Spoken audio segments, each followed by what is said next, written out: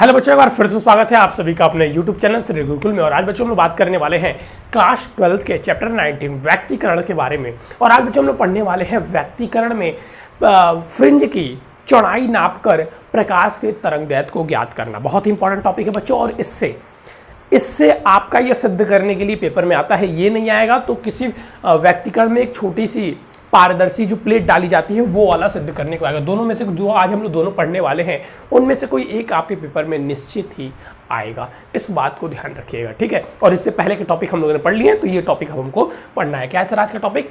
कि फ्रिंज की चौड़ाई नापकर फ्रिंज, एक सेकंड कहाँ गया बच्चा इरेज करने वाला,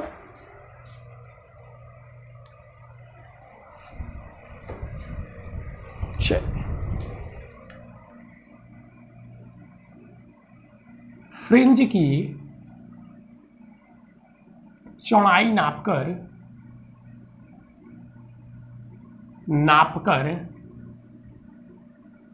प्रकाश का तरंगदैर्घ्य ज्ञात करना।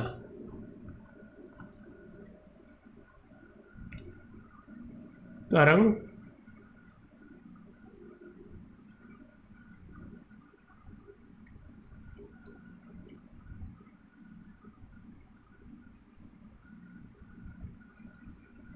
ज्ञात करना।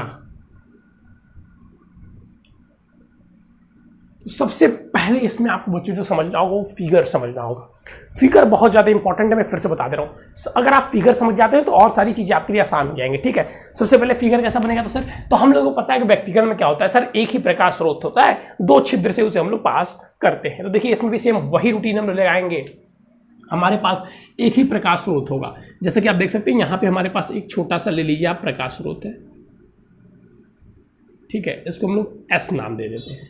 क्या है सर, ये जो छोटा सा एस आपको दिखाई दे रहा है ये एक प्रकाश स्रोत है, ठीक है। अब इससे कुछ दूरी पर आप मान लीजिए कि एक क्या है हमारे पास, एक छोटी सी छिद्र वाली, दो छिद्रों वाली एक झिल्ली है हमारे पास, ये ऐसे, ठीक है। इसके बीच की सर दूरी क्या है सर, इन दोनों के बीच की दूरी क्या है? और सर जो आप दो छिद्र वाला लिए हैं, जैसे हम लोगों ने यहाँ पर दो छिद्र लिया है ना, ये देखिए ये दो छिद्र लिया है, ये एक प्लेट है जिसमें दो छिद्र है, व्यक्तीकरण का सिद्धांत इसी पर है। ये एक प्रकाश स्रोत है हमारा, तो इस छिद्र को हम S1 नाम दे देते हैं और इसको S2 नाम दे देते हैं। यहाँ से बच्चों, यहाँ से बात की जाए तो यहाँ से कुछ दूरी पर एक पर्दा स्थित है। ये मान लीजिए ये पर्दा हमारा, यहाँ से मान लीजिए इससे D दूरी पर, इससे जो हमारा है ये पर्दा जो है वो बच्चों D दूरी पर स्थित है। फिगर बनाना सबसे पहले आपको आना चाहिए, पर्दा कितनी दूरी पर सर स्थित है, D दूरी पर स्थित है। हम ये एक्सपेरिमेंट कर रहे हैं यंग्स वाला अगर आपने एक्सपेरिमेंट देखा होगा तो एक प्रकाश स्रोत होता है, दो छिद्रों से हम पास करते हैं तो प्रकाश की किरण जाती है और पर्दे में अपना अदीप्त और दीप्त फ्रिंज बनाती है, ठीक है।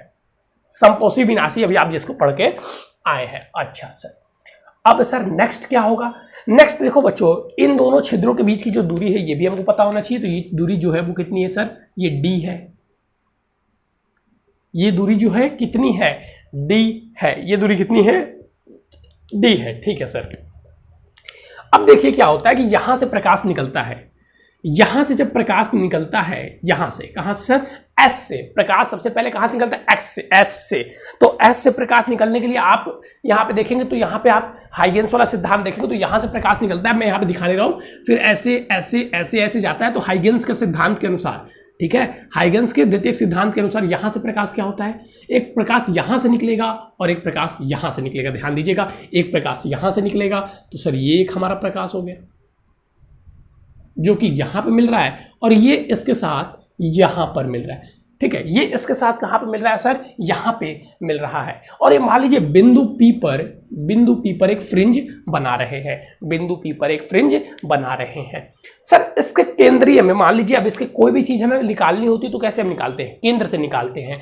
तो प्रथम स्रोत के साथ केंद्र से इसका एक हम फ्रिंज बना देंगे, कि जो इसका केंद्र है तभी हम इसकी दूरी निकाल पाएंगे। ये क्या है सर, ये O है। ये क्या है, ये O है। ये क्या है सर, O है। ये क्या है, O है, ठीक है सर। बिंदु P और O के बीच की कितनी दूरी हम लोग को नहीं पता, तो हम लोग इसको X मान लेते हैं कि O से X दूरी पर फ्रिंज आपका बनता है। कितनी दूरी पर बनता है सर, O से x दूरी पर आपका फ्रिंज बनता है। ठीक है, ठीक है सर, आगे देखिए। अब देखिए ये ऊपर है और ये नीचे है, कॉन्सेप्ट समझिएगा। तो भाई जाहिर सी बात है सर, ये अधिक दूरी तय कर रहा है, ये कम दूरी तय कर रहा है, अधिक दूरी तय कर रहा है, कम दूरी तय कर रहा है। हम लोग निकालेंगे यहां पथांतर, इन दोनों के पथों का अंतर कितना है। तो उसके लिए सर सिंपल सा है कि सर यहां से एक लंब खींच दीजिए। मैंने बोला खींच दूं, बच्चों ने बोला यस सर खींच दीजिए। ये हम लोग लंब खींचे तो ये जो दूरी है, मान लीजिए ये बिंदु ए हो गया, तो ये S2 और A इनके बीच का जो है वो पथांतर है। बिल्कुल सर पथांतर होगा, बिल्कुल सर क्या होगा, बच्चों ने बोला सर बिल्कुल ये पथांतर होगा, सबने बोला पथांतर होगा, ठीक है, मैंने बोला यस सर पथांतर होगा। अब देखिए, अब हम लोग क्या करते हैं कि अगर इसको, ये जो बिंदु है इसको अगर इसके साथ मिला, अरे माफ कीजिएगा गलत, सांप वाली लहराती चलेगी ना, लहरा रही है, चलिए देखिए इसको अब अगर हम लोग मिल गया, चलिए थोड़ा टेढ़ा है उसे समझ लेंगे। अब हम लोग क्या करते हैं कि यहां से इसको बिंदु एक नाम दे देना, इसको हम बिंदु सी नाम दे देते हैं। अब देखिए अगर हम लोग बिंदु सी से उसको मिला देते हैं, ठीक है, और हम लोग कहते हैं कि ये जो कोण है, अगर ये जो कोण है बच्चों ये थीटा होगा, तो ये कोण भी क्या होगा सर, ये कोण भी सर थीटा होगा। देख सकते हैं आप लोगों को, देखिए सिंपल से देखेंगे, दो लाइन क्या है पैरेलल है तो उनके बीच क्या कोण, ठीक है सर, ये कोण थीटा हुआ तो ये भी कोण क्या हो जाएगा, ये भी कोण सर थीटा हो जाएगा। ठीक है, ये सबसे पहले आपको इतना फिगर बनाना आना चाहिए। ठीक है, फिगर का इतना कॉन्सेप्ट आपको अपने दिमाग में घुसा लेना है, इसलिए मैंने आपको by step wise step figure बनाना सिखाया है। यहाँ से एक प्रकाश स्रोत था, इससे दो किरणें निकली, तो द्वितीय हाइगेंस के द्वितीय सिद्धांत के अनुसार सर यहाँ से एक तरंग निकली, यहाँ से एक किरण निकली। सर ये किरणें यहाँ पर मिल गई, ये फ्रिंज बना रही हैं, दोनों किरणें यहाँ पे कट कर रही है पर्दे पर। ये जो आपको दिखाई दे रहा है ये पर्दा है, ये क्या है, डी दूरी पर एक पर्दा है। ठीक है, ये एक पर्दा है, ठीक है, ये क्या है, पर्दा है। अब हमें क्या निकालना है सर, हमें इन दोनों के बीच का पथांतर निकालना है। तो पथांतर सर S2A है, पथांतर क्या है, S2A है। मैंने बोला ठीक है पथांतर S2A है।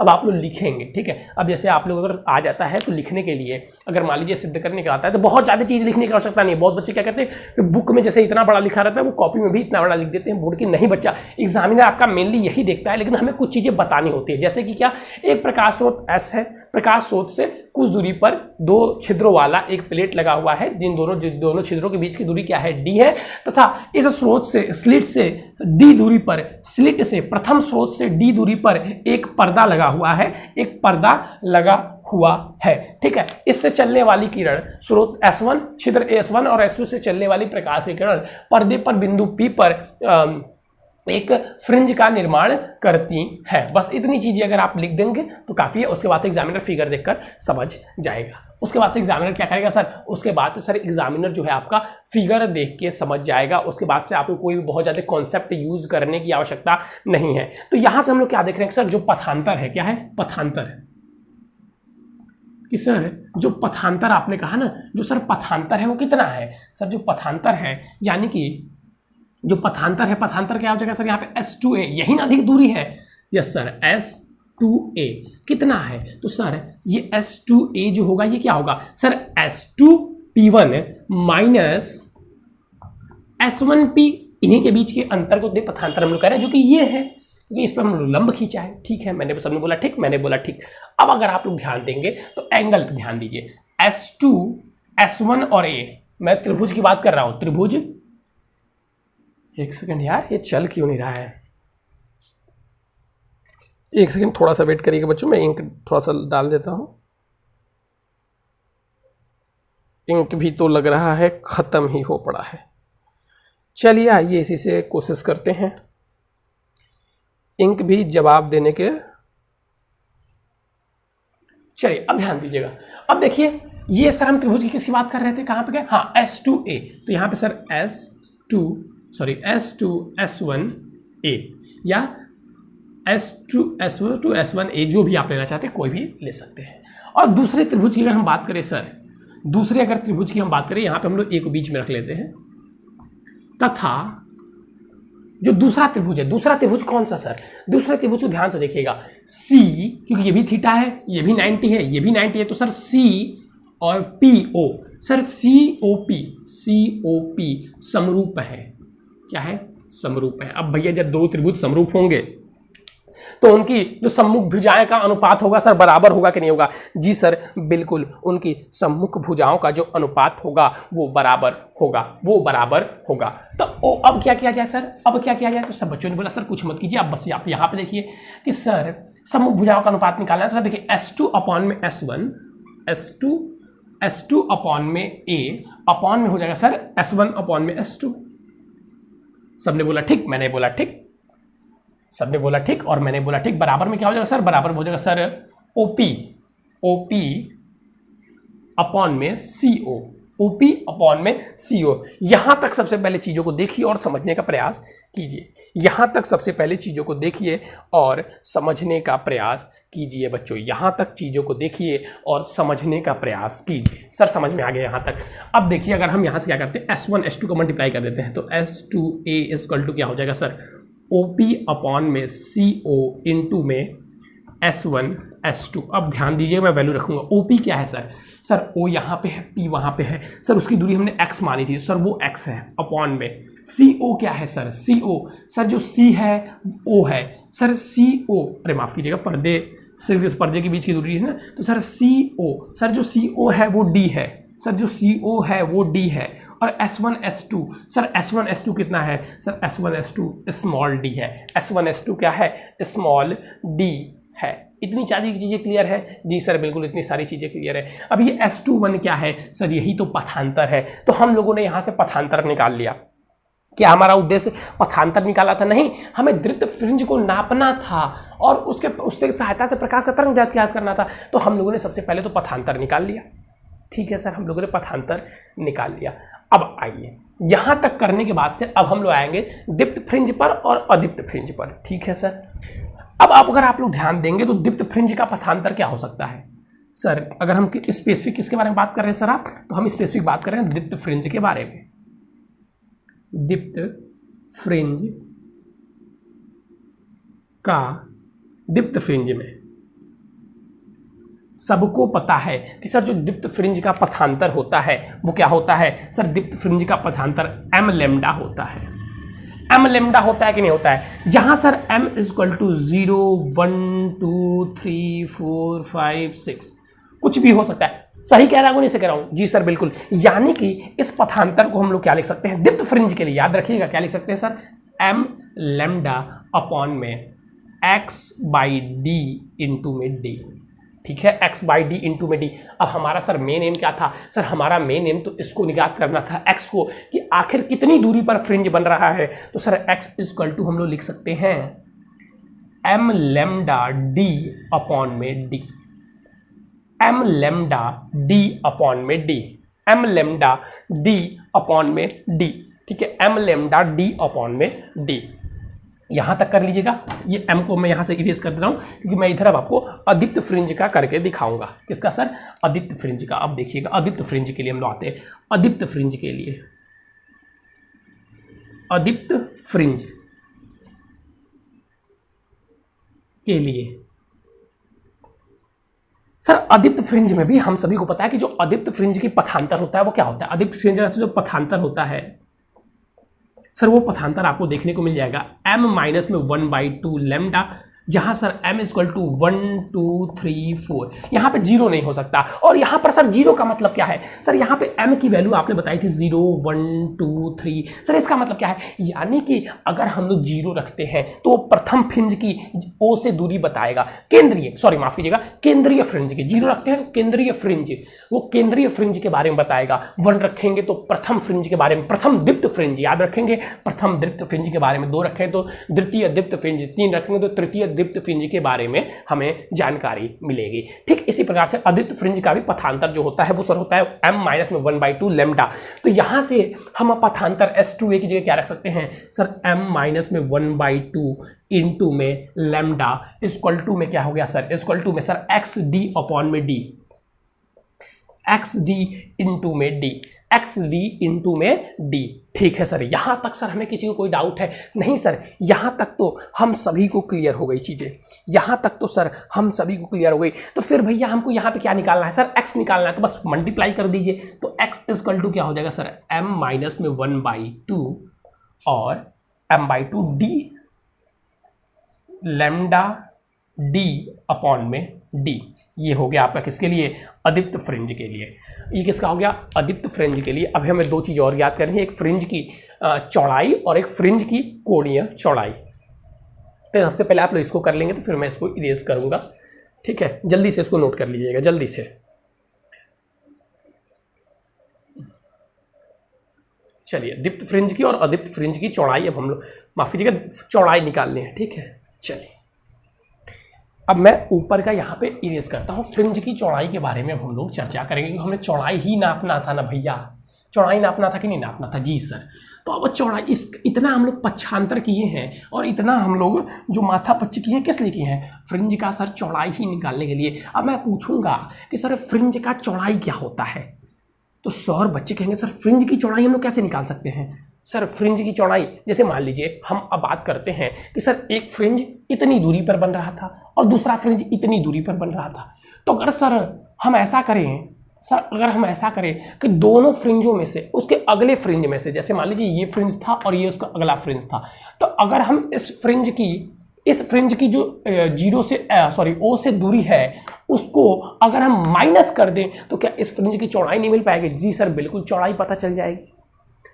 अगर हम बड़े वाले में से छोटे वाले को माइनस कर दें तो उसकी चौड़ाई नहीं पता चल जाएगी? जी सर पता चल जाएगी। अगर दूसरे फ्रिंज में से पहले फ्रिंज को हम माइनस कर दें तो फ्रिंज की चौड़ाई नहीं पता चलेगी? जी सर बिल्कुल पता चल जाएगी। या हम चौथे फ्रिंज में से तीसरे फ्रिंज को माइनस कर दें तो क्या चौड़ाई नहीं पता चलेगी? जी सर बिल्कुल पता चल जाएगी। अब उसमें आप दीप्त भी प्रयोग कर सकते हैं और अदीप्त का भी प्रयोग कर सकते हैं। तो आइए हम लोग यहाँ पर दीप्त का प्रयोग करते हैं।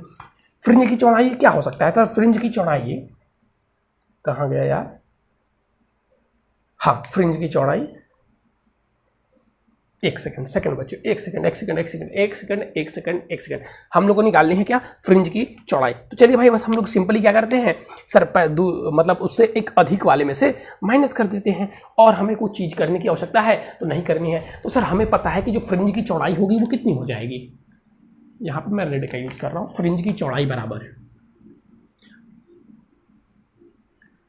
अब देखिए मैं यहाँ पर दीप्त का लेके प्रयोग कर रहा हूँ, आप अदीप्त का भी लेंगे तो कोई दिक्कत होने वाला नहीं है। सर ये xm+1 माइनस में से xm कर दे, यानी कि जो भी हो xm, मतलब अगर x 2 है, ये 2 है, तो तीसरे में से दूसरे को माइनस करेंगे तब। अगर ये 4 है तो पांचवें में से चौथे को माइनस करेंगे तब। ठीक है, समझ में आ रहा है? इसलिए यहाँ पे xm+1 और xm लिया गया है। कोई दिक्कत नहीं है? नहीं सर।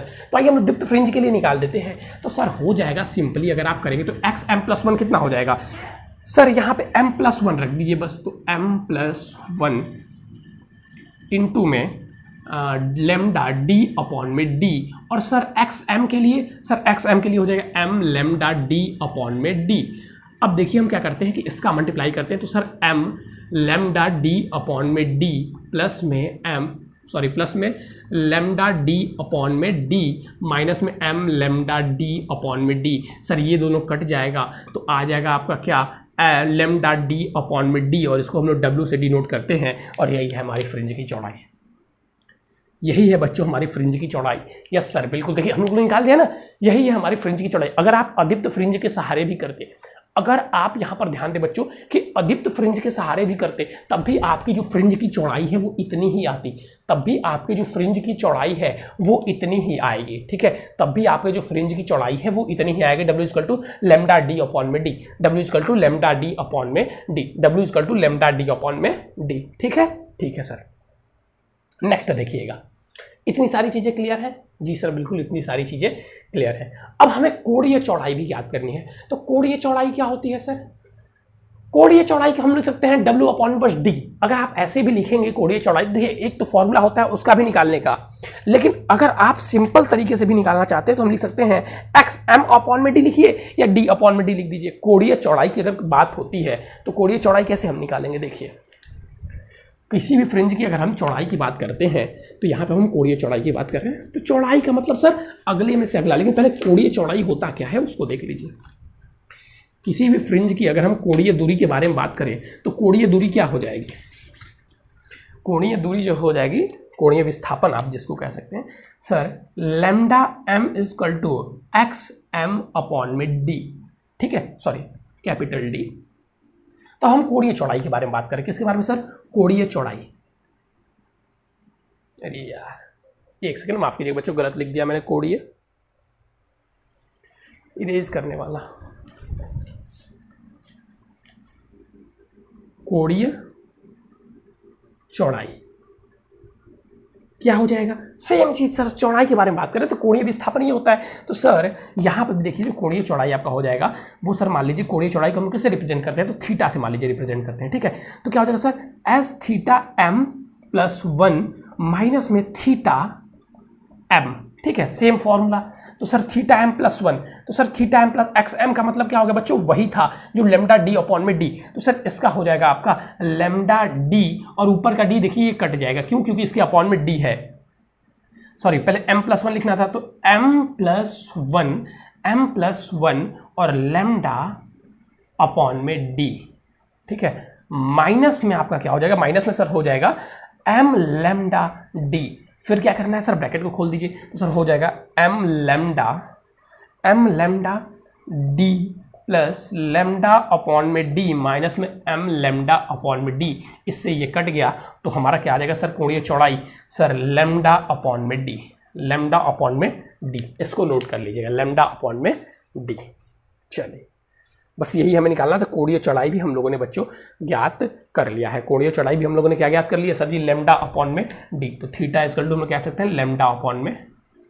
अब देखिए आप आसानी से तरंग दैर्घ्य ज्ञात करते हैं कि नहीं ज्ञात कर सकते हैं। अगर आपके पास x है, अगर आपके पास ये सारी दूरियां अगर दी हुई हैं तो आप चौड़ाई से ये तरंग दैर्घ्य ज्ञात कर सकते हैं, ठीक है। आप चौड़ाई से तरंग दैर्घ्य आसानी से, बहुत सारे तरीके हैं आपके पास ज्ञात करने के लिए। तो यहाँ पर हम लोगों को कोणीय चौड़ाई ज्ञात करना था बच्चों, यहाँ पर हम लोगों ने कोणीय चौड़ाई ज्ञात कर लिया है, ठीक है। और यहाँ पे हम लोगों ने फ्रिंज की चौड़ाई और कोणीय चौड़ाई भी ज्ञात कर लिया है। बेसिकली अगर आप पूछेंगे क्या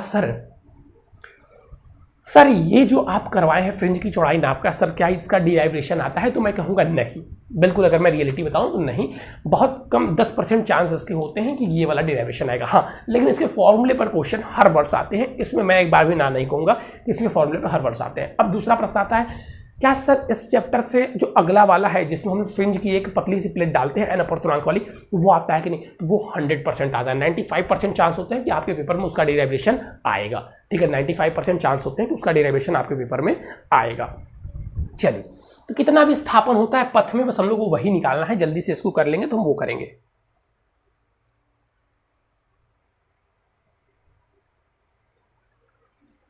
चलिए इरेज कर दें, इरेज कर दें, जल्दी जल्दी जल्दी कीजिए भाई। चलिए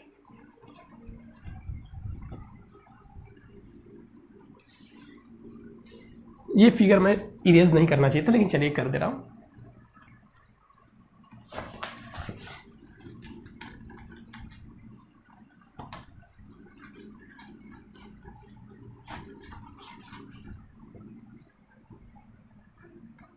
और इसी के साथ आपका बच्चों ये चैप्टर भी समाप्त हो जाएगा। इसी के साथ आपका ये चैप्टर भी अगर बोला जाए बच्चों तो समाप्त हो जाएगा, ठीक है। चलिए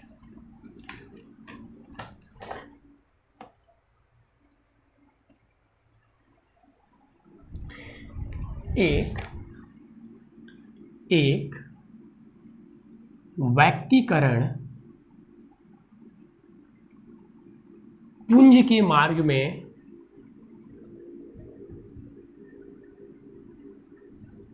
पतली पारदर्शक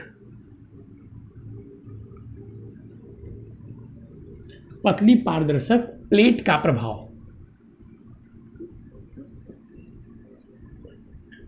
देखिए मैंने गलती किया, इरेज कर दिया, फिगर सेम वही बनेगा, ठीक है। तो इस बार मैं थोड़ा जल्दी से बनाऊंगा। सिंपली बस क्या करना है आपको, सर एक एस स्रोत ले लिए, जी सर बिल्कुल। एक सर छोटा स्रोत है एस, जो कि प्रथम स्रोत हमारा है, जो ऐसा भी बने यार, जल्दी बनो, इरेज नहीं करना चाहिए था ना। चलिए ये हो गया हमारा एस, और सर इससे कुछ दूरी पर एक हमारा दो छिद्रों वाला एक स्लिट रखा हुआ है, ठीक है। अब सर यहाँ से डी दूरी पर एक पर्दा रखा हुआ है, कितनी दूरी पर सर, डी दूरी पर। स्लेटों के बीच की, छिद्रों के बीच की दूरी क्या है सर, छिद्रों के बीच की दूरी आपकी डी है। अगर एक छिद्र S1 है तो दूसरा छिद्र क्या है सर, S2 है। एक छिद्र S1 है, ये इजी भी है, न्यूमेरिक उससे आसान है, ठीक है। लेकिन पीछे वाला आपको याद होना चाहिए, तभी आप इसको कर पाएंगे, ठीक है सर। अब यहाँ से आपकी किरण निकलती है, बिंदु P पर एक फ्रिंज बनाती है, ये बिंदु P हो गया, बिंदु P पर सर एक फ्रिंज बनाती है और यहाँ से ये बिंदु C है, बिंदु C से ये कितनी दूरी, एक O यहाँ पर केंद्रीय फ्रिंज है। इतना फिगर आप बना लिए। अब आपने क्या पढ़ा है, मार्ग में पतले पारदर्शक प्लेट का प्रभाव। तो इसके मार्ग में हमें एक प्लेट डालना होगा, मान लीजिए यहाँ पे हम डाल देते हैं, और ये जो है ये प्लेट की जो दूरी होगी ये भी हमें मेंशन करना है। तो ये T दूरी की प्लेट है, ठीक है, T दूरी की प्लेट है। अब हमें इसमें क्या निकालना है, तो उसका प्रभाव बताना है, यानी कि जो फ्रिंज है वो कितना विस्थापित होगा। सरल शब्दों में कहा जाए तो जो फ्रिंज है वो कितना विस्थापित होगा, हमें वही चीजें बताना है कि फ्रिंज कितना विस्थापित होगा। तो कुछ नहीं करना है आपको, सबसे पहले तो हमें विस्थापन के लिए दूरी कैलकुलेट करना होगा, पहले से कितना विस्थापित होगा। अगर ये नहीं रहता प्रश्न, देखिए आपको इसमें निकालना क्या है कि अगर ये प्लेट नहीं था तो इनके बीच का जो पथांतर आ रहा था वो क्या आ रहा था सर, उसके बीच का पथांतर m लैम्डा अपॉन में x की जो वैल्यू आ रही थी x अपॉन में d आ रही थी, इस x की वैल्यू। अब ये प्लेट रख जाने से इसकी दूरी बढ़ेगी या घटेगी, क्या होगी, जो ये x था पहले, अब के x और इस x में क्या डिफरेंस है वही हम लोगों को बताना है। ठीक है सर, हो जाएगा। तो सबसे पहले हम क्या लिखेंगे, सबसे पहले इसके बारे में लिखेंगे कि जो प्लेट रखा गया है ये t चौड़ाई का प्लेट है, प्लेट की चौड़ाई t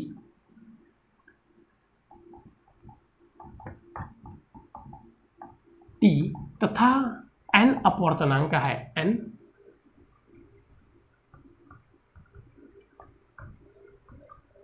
ठीक है, n अपवर्तनांक है। इतनी सारी बातें आप सबसे पहले नोट कर लीजिए। अब मेरी बातों को ध्यान से देखिएगा।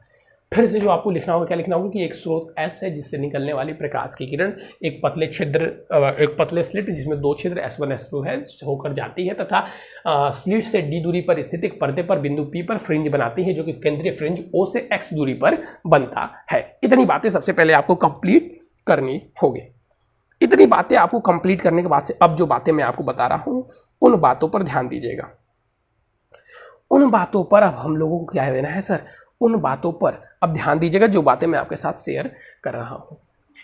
मान लीजिए कि अगर कोई प्रकाश, ये वाली जो दूरी है, ये जो यहां से S1 स्रोत से निकलने वाली प्रकाश बिंदु P तक जाने में लगा समय हम लोग निकालेंगे। S1 से लैम्डा तरंग दैर्ध्य वाली प्रकाश का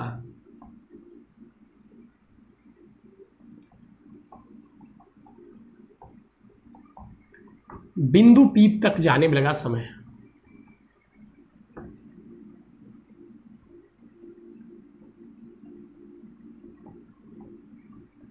सर ये क्यों कर रहे हैं अभी आपको पता चल जाएगा। देखिए टाइम क्या हो जाएगा आपका सर, जो समय है सर, समय टाइम हो जाएगा सर,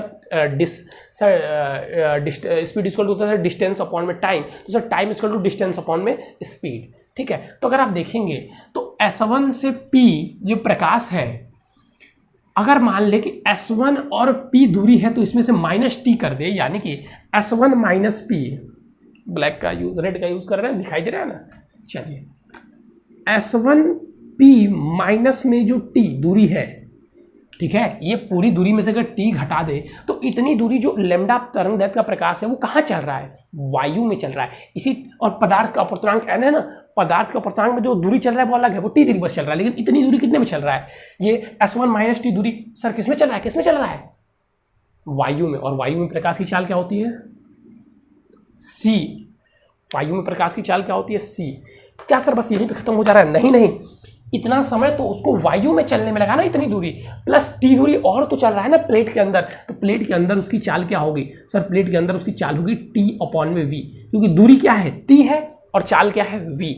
ठीक है, दूरी क्या है, T है और चाल क्या है, V। अब यहीं से आपको बस चीजें समझिए, देखिएगा S1P माइनस में T अपॉन में C और प्लस में इसको हम V को क्या लिख सकते हैं, हम लोग लिखते हैं ना कि वायु किसी वस्तु में प्रकाश की चाल क्या होती है, प्रकाश तथा अपवर्तनांक C/n होता है, V इक्वल टू C/n, जहाँ पे C क्या है सर, प्रकाश की चाल, वायु में प्रकाश की चाल, और n क्या है सर, उस वस्तु का अपवर्तनांक। तो यहाँ पे हम रख सकते हैं V इक्वल टू, जी सर बिल्कुल रख सकते हैं, तो क्या हो जाएगा NT अपॉन में C, NT अपॉन में C। कोई दिक्कत है किसी को, नहीं सर कोई दिक्कत यहाँ तक तो नहीं आ रही है। चलिए अब हम यहाँ पे C कॉमन ले लेते हैं, तो सर C हम लोग जैसे ही LCM लेंगे तो सर ऊपर बन जाएगा आपका S1P माइनस में T प्लस NT। अब मैंने कहा कि यहाँ से हम लोग क्या करते हैं कि N को आगे लाते हैं, T को पीछे, और N कॉमन ले लेते हैं, तो क्या बन जाएगा सर, अगर ऐसा करते हैं सर T को कॉमन ले लेंगे आप तो बन जाएगा सर हमारा N-1, तो S1P प्लस N-1 इंटू में टी अपॉन में सी, ठीक है, अपॉन में सी। अब अगर आप हमसे बात करेंगे तो अभी अभी हम लोगों ने क्या बोला कि सर समय टाइम इक्वल टू सर होता है डिस्टेंस अपॉन में स्पीड। तो स्पीड यहाँ पर सी है, यानी कि वो उतनी ही दूरी चलेगा जितनी कि वो वायु में इतनी दूरी चले, ठीक है। तो टोटल दूरी क्या हो जाएगी, टोटल दूरी क्या हो जाएगी sir, S1P and minus 1 upon में टी। फॉर्मूले को देखिए आप, मेरे जो कह रहा हूँ उसको सुनने के साथ साथ फॉर्मूले देखिए। तो प्रभावी दूरी कितनी चली गई, इतनी दूरी चली गई, जितनी इतनी दूरी निर्वात में चली जाती इतनी ही दूरी इसके कारण चली जा रही है। तो जो प्रभावी दूरी हमारी हो गई कितनी हो गई सर, प्रभावी दूरी,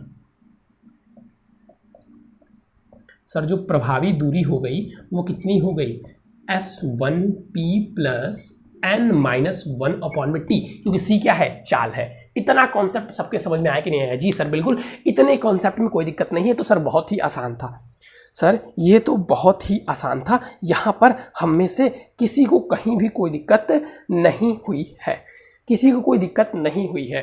तो अब मैं आपसे पूछूंगा, अब मैं आपसे पूछ रहा हूँ कि भैया ये कितना पथांतर हुआ। सर पथांतर, जी सर बिल्कुल, पथांतर के बारे में मैं चर्चा कर रहा हूँ। सर कितना पथांतर हुआ, सर कितना पथांतर हुआ इन दोनों के बीच। तो सर बच्चे सिंपली कहेंगे सर पथांतर की आप बात करें ना, तो सर आप बस क्या कीजिए, ये जो S2P है इसमें से इसको घटा दीजिए। तो मैंने बोला ठीक है भाई, तो आइए पथांतर निकाल देते हैं।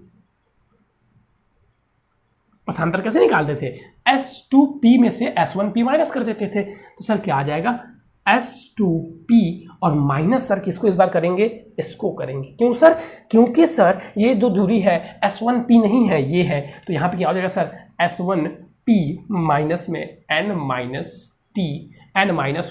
इंटू में t। अब अगर आप लोग क्या करें कि इसको एक साथ रख लीजिए, S2P माइनस में S1P माइनस में n-1 इंटू में t। अब आप लोग इसको कुछ देखिए और मुझे बताइए, पहले पथांतर क्या था, जब प्लेट नहीं था। तो प्लेट नहीं रहने से पहले पथांतर क्या था सर, प्लेट नहीं रहने से पहले जो पथांतर था सर ये था। सर जो प्लेट नहीं रहने से पहले जो पथांतर था वो ये था, ठीक है। जब प्लेट, अब इसको जब प्लेट अनुपस्थित था, मैं इसको इरेज कर रहा हूँ इस साइड वाला, ठीक है। इसका स्क्रीनशॉट लेके अपनी कॉपी में लिख लीजिएगा या आपने नोट्स बना लिया होगा। चलिए, जब प्लेट अनुपस्थित था तब के पथांतर पर हम चर्चा कर रहे हैं, क्या था सर, अभी हम लोग पीछे पढ़ के आए हैं कि जब प्लेट अनुपस्थित था तब जो पथांतर था वो सर बराबर था d अपॉन में d लैम्डा, ठीक है। तो ये इसकी वैल्यू क्या हो जाएगी, d अपॉन में d लैम्डा। तो अब पथांतर क्या होगा, t प्लेट की उपस्थिति में पथांतर क्या हो जाएगा सर, इस फॉर्मूले से कहें तो d लैम्डा अपॉन में d, आप इसकी जगह सिंपली ये वैल्यू रख दिए और माइनस में क्या आ जाएगा सर, n-1 इंटू में t, n-1 इंटू में t आएगा कि नहीं आएगा। जी सर बिल्कुल, यहां तक तो क्लियर है, यहां तक तो क्लियर है सर, यहां तक तो पथांतर आना ही आना है, यहां तक तो पथांतर आना ही आना है। अब देखिए हम उसी स्कीम से लगा रहे हैं। अब अगर दीप्त फ्रिंज के लिए अगर हम निकाल लें तो क्या हो जाएगा सर, दीप्त के लिए, जी बिल्कुल दीप्त के लिए, सर दीप्त के लिए तो अभी भी वही बदलेगा, पथांतर m लैम्डा ही होता है, बदलेगा थोड़ी ना पथांतर। इसके लिए पथांतर क्या होता है सर, m लैम्डा। तो m लैम्डा की वैल्यू क्या हो जाएगी सर, d अपॉन में d, ये लैम्डा है ना, एक सेकेंड, ये मैं यहाँ पे भी क्या लिखते आ रहा हूँ भाई, एक सेकेंड, इरेजर कहाँ गया, इरेजर कहाँ है यार,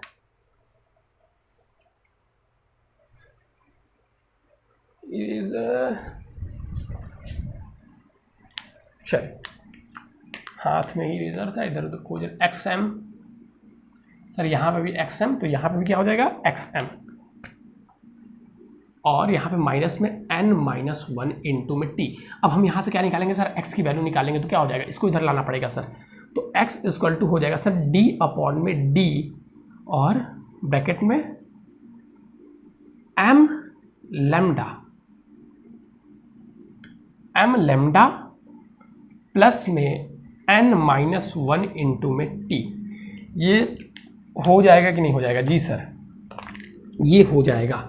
x की वैल्यू जो होगी, XM की वैल्यू यानी कि केंद्रीय फ्रिंज से जो उसकी दूरी होगी ये हो जाएगी। अब देखिए बस खत्म है कहानी।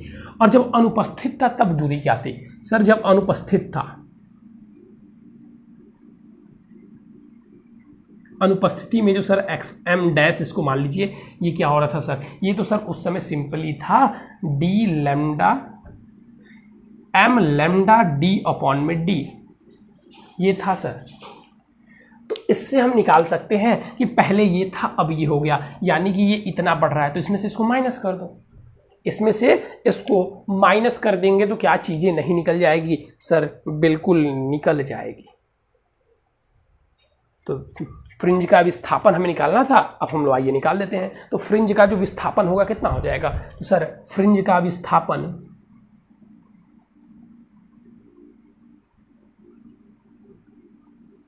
इसको हम लोग x नॉट से रिप्रेजेंट करें तो क्या हो जाएगा सर? XM माइनस में XM डैश, तो ये क्या है सर? ये d m लैम्डा अपॉन में d प्लस में n माइनस 1 t अपॉन में d अपॉन में लैम्डा माइनस में m लैम्डा अपॉन में d अपॉन में d। सर इससे ये कट जाएगा तो sir x not equal to direct बच गया n d t n minus 1 upon में लैम्डा। ये क्या है यार? लैम्डा आ गया यहाँ पे, कहाँ से d आएगा ना, ये हो गया सर, ये आ गया हमारा सर विस्थापन, और यही हमें ज्ञात करना था सर।